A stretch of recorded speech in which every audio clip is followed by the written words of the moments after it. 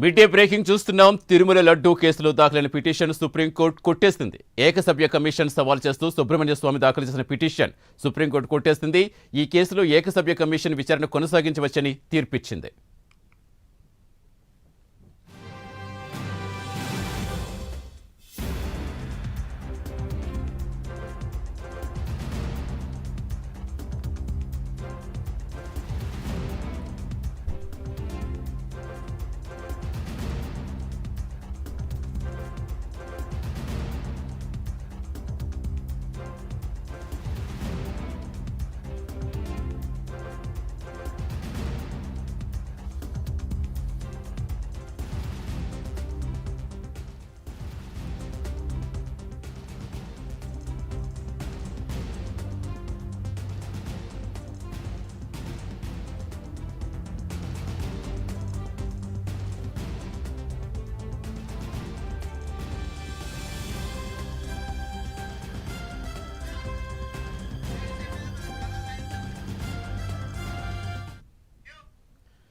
Supreme court విచారణకు సంబంధించిన పూర్తి సమాచారం ఇచ్చేందుకు మా నేషనల్ బ్యూరో చీఫ్ కళజరుతరి కళంక సుప్రీంకోర్టు ఏం చెప్పింది?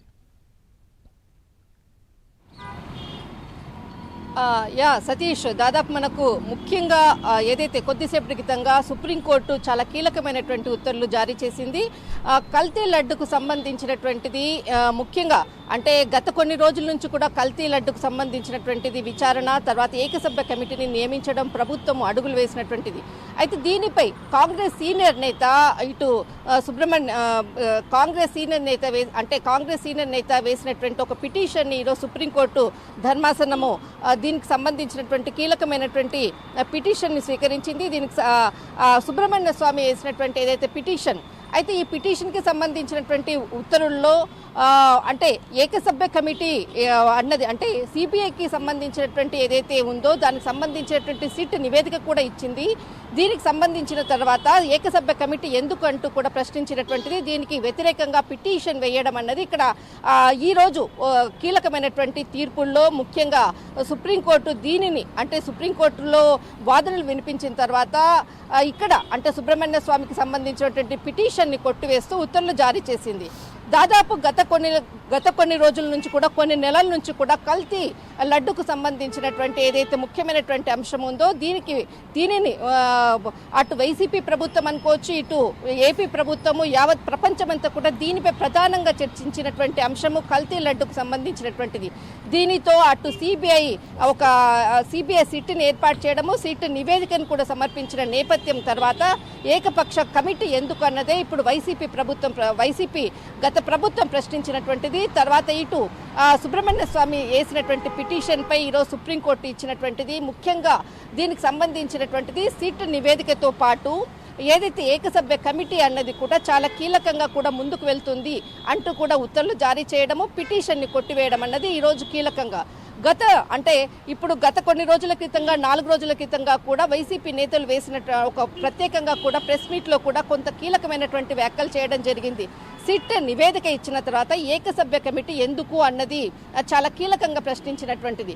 కానీ ఇక్కడ సిట్ నివేదించిన దాంట్లో కూడా చాలా కీలకంగా ఉత్తర్వులు కూడా జారీ చేసింది.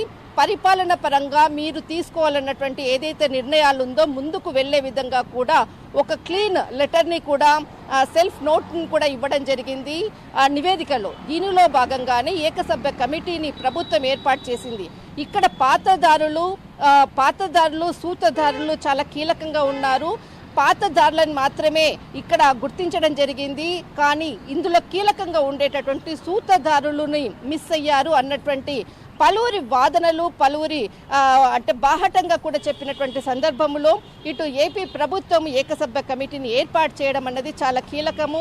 ఇందులో అంటే మాజీ ఐఏఎస్ ఆఫీసర్ దినేష్ కుమార్కి ఈయన బాధ్యతలు అప్పగించడము, దాదాపు 45 రోజుల్లో పూర్తి నివేదిక సమర్పించే విధంగా కూడా ఇక్కడ అంటే గత ప్రభుత్వంలో ఆ సమయంలో కల్తీ లడ్డుకు సంబంధించినటువంటి సమయంలో ఉన్నటువంటి అధికారులతో పాటు టీటీడీ బోర్డు చైర్మన్, తర్వాత ఆ సమయంలో ఉండేటటువంటి ఏదైతే కమిటీ మెంబర్లు అటు అంటే అప్పుడు ఉండేటటువంటి మనకు కరుణాకర్ రెడ్డి ఎమ్మెల్యే, తర్వాత TTD board chairman YV Subba Reddy, Chevireddy, తర్వాత ఇక్కడ సింగాల్, తర్వాత మనకు ధర్మారెడ్డి, వీళ్ళందరూ కూడా చాలా కీలకంగా ఆ సమయంలో ఉండేటటువంటి టీటీడీ బోర్డు సభ్యులు, తర్వాత చైర్మన్లు వీళ్ళందరూ కూడా ఉన్నారు.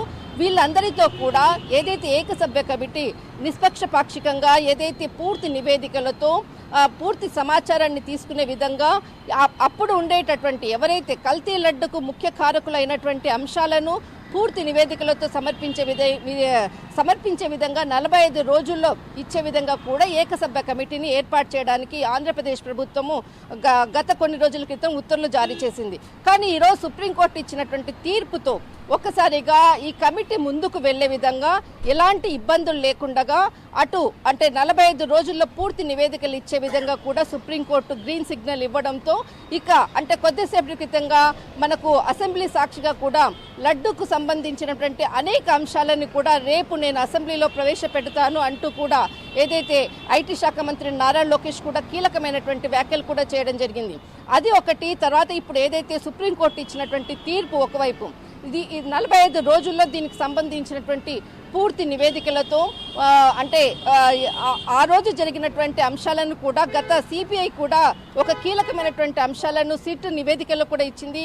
దాదాపు 68 లక్షలకు పైగా కూడా ఏదైతే కల్తీ లడ్డుకు సంబంధించినది 250 లక్షల ఇక్కడ టర్నోవర్కి సంబంధించినటువంటిది ఇక్కడ దీంట్లో జరిగినటువంటి అంటే సిట్టులో చాలా ప్రత్యేకంగా కూడా చెప్పడం జరిగింది.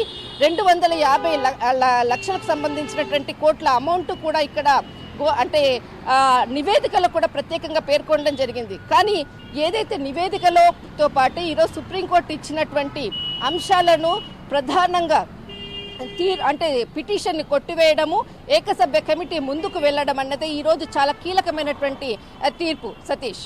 రైట్, థ్యాంక్ యూ కళ.